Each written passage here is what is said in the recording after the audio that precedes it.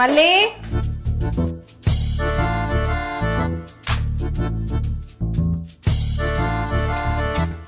మళ్ళీ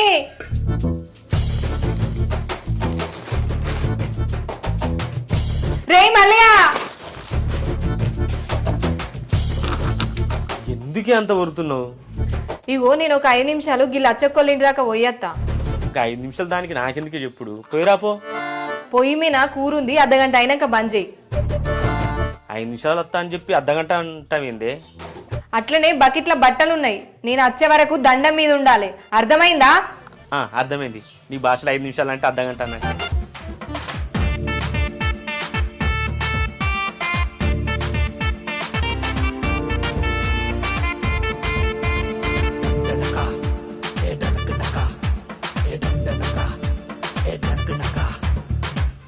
ఐదు నిమిషాల్లో ఇంత విద్వాంసమా?